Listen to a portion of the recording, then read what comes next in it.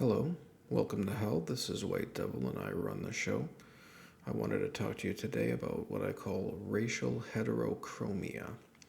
Heterochromia is a word used to describe a person who has mismatched eye color. So if I had one green eye and one blue eye, that would be heterochromia.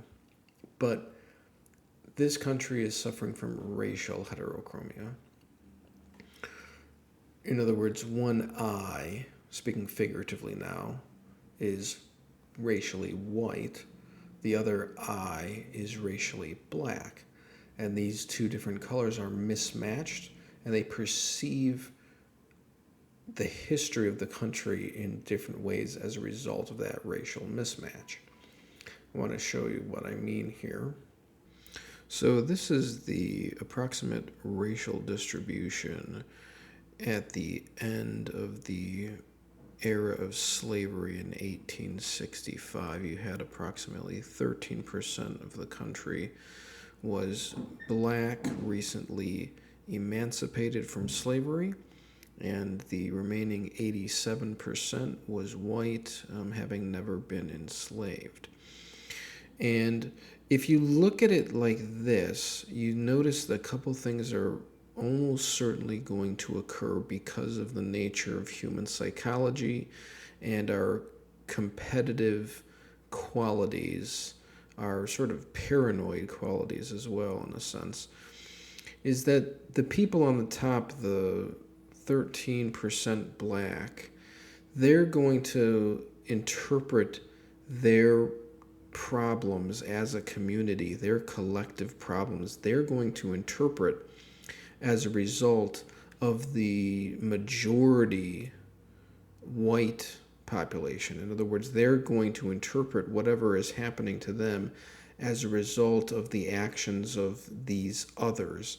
And by the same token, the white majority is going to sort of inherently interpret some of the problems in their community as a result of the presence of the black minority, right? So we see that there's a reciprocal system of biases that's going to be generated when we have a demographic distribution that looks like this. Like, this is what human nature is going to bring us to, is that the people of one color are going to come to believe that the determining factors in their lives are coming from the outside majority, while the majority in turn believe that their problems are being created by this sort of rogue minority.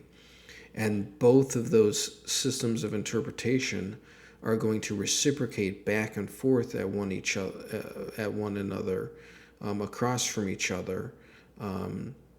It's going to oscillate such that the conviction that it is this other group and it is because of the race of that group is going to intensify.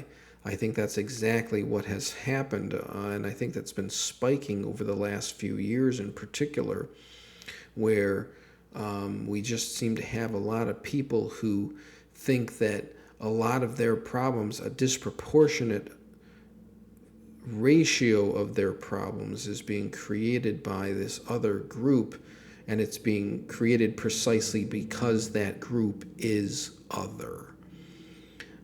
So that's what we're talking about when we're saying racial heterochromia, is we have these two eyes, the 13% and the 87%. Those are, of course, are not the distributions now.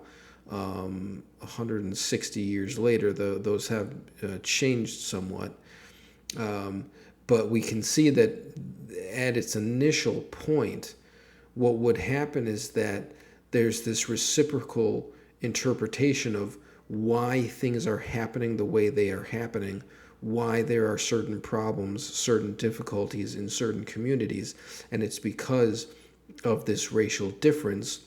It's because that difference arises from racial sentiment that leads then to racial antagonism. And that's what we have. We have black people who hate white people. We have white people who hate black people. Now, I actually think that most people don't feel those polarized racial sentiments. I don't believe that. I believe that there is a small minority on both sides that feel them and lash out at other members of their community, however that may be, physically or discursively, in order to sort of scratch that itch. But again, it's all a it's at a baseline. It's just racial heterochromia. So that's my big concept for the day.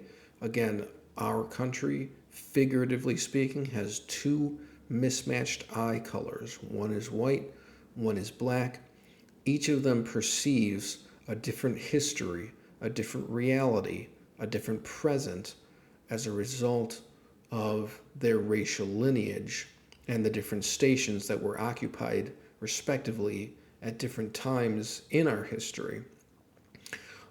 But unless we can actually start to use a unified vision, then those different ratios are always going to appear to be the source of problems, the source of difficulties, while in fact that's just literally a demographic distribution through which operate real problems, real difficulties that are not necessarily racially defined, that are not necessarily linked to culture, etc., etc.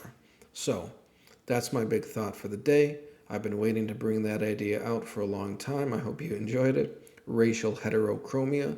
Our country, I think, has a unique history that through which you can see this particular dynamic in terms of social perceptions. Racial heterochromia is a powerful one in our country today, as it was back then when those ratios were not only a matter of race, but also a matter of social class. So, hope you enjoyed this video. Hit the subscribe button or leave a comment down below. I'll see you guys next time.